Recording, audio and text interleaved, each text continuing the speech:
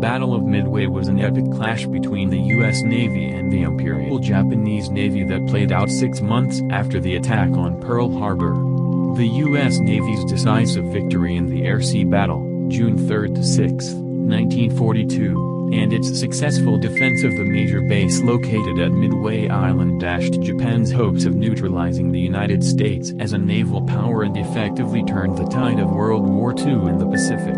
Japan's efforts to establish clear naval and air superiority in the Western Pacific first hit a snag in the Battle of the Coral Sea in May 1942, when the U.S. fleet turned back a Japanese invasion force headed for New Guinea.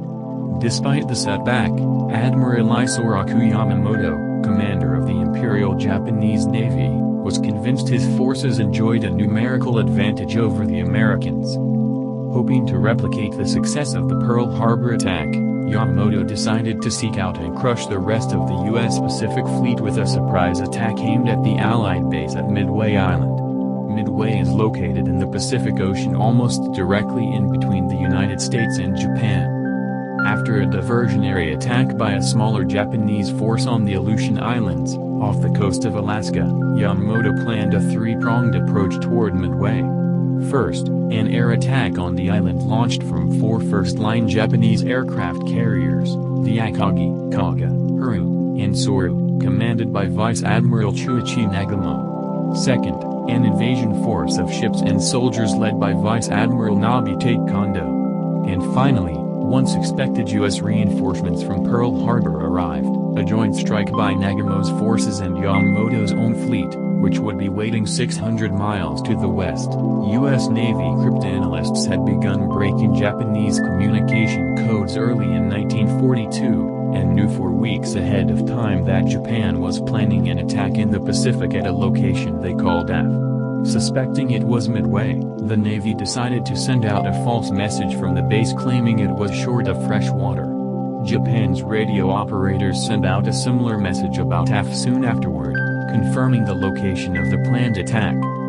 With Japan's fleet so widely dispersed, Yamamoto had to transmit all strategy over the radio, enabling Navy cryptanalysts based in Hawaii to figure out when Japan planned to attack, June 4 or 5, and the planned order of battle of the Imperial Japanese Navy. With this information, Admiral Chester W. Nimitz, Commander-in-Chief of the U.S. Pacific Fleet, could develop a plan to combat the invasion. The Japanese assumed that the U.S. aircraft carrier Yorktown, which had been damaged during the Battle of the Coral Sea, would be unavailable at Midway. In fact, the damaged carrier was repaired in only 2 days at the Pearl Harbor Navy Yard, and left on May 30th to regroup with other U.S. ships near Midway in preparation for Japan's attack. After the diversionary Japanese attack on the Aleutian Islands on June 3rd, a group of U.S. B-17 Flying Fortress bombers flew from Midway to attack Kondo's invasion force, which they mistakenly assumed was the main Japanese fleet. This unsuccessful attack marked the first military engagement in the Battle of Midway.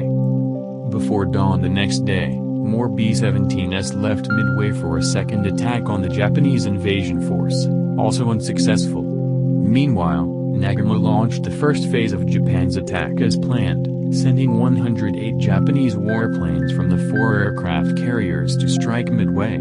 After inflicting severe damage to the U.S. base, the first Japanese attack ended by 7 a.m., leaving the airfield still usable and U.S. anti-aircraft defenses still functioning. Shortly after that, just as his pilots informed Nagamo that another airstrike against the base would be necessary, U.S. aircraft launched from Midway began attacking the 4 Japanese carriers, without success.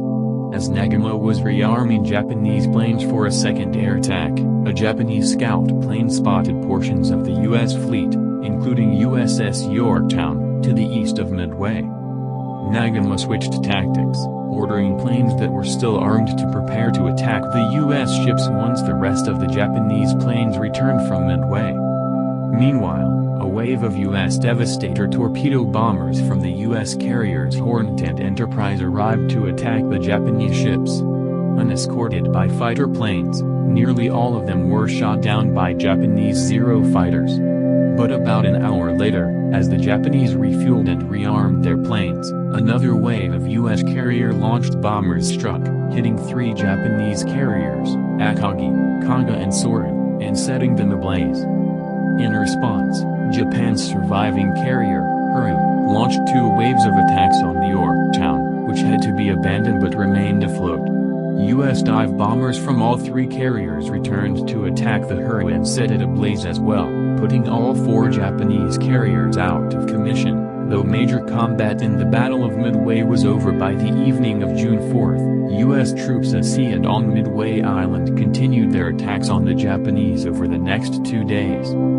The destroyer USS Hammond provided cover for the disabled carrier Yorktown during salvage operations, but a Japanese submarine arrived on June 6 and launched 4 torpedoes that struck both U.S. ships. The Hammond sank in minutes. The Yorktown eventually capsized and sank the following day. On June 6, Yamamoto ordered his ships to retreat, ending the Battle of Midway. In all, Japan had lost as many as 3,000 men, including more than 200 of their most experienced pilots, nearly 300 aircraft, 1 heavy cruiser and 4 aircraft carriers in the battle, while the Americans lost the Yorktown and Hammond, along with around 145 aircraft and approximately 360 servicemen. As a result of the U.S. victory in the Battle of Midway, Japan abandoned its plan to expand its reach in the Pacific, and would remain on the defensive for the remainder of World War II. The battle injected U.S. forces with confidence and drained Japanese morale, turning the tide of war in the Pacific strongly in favor of the Allies.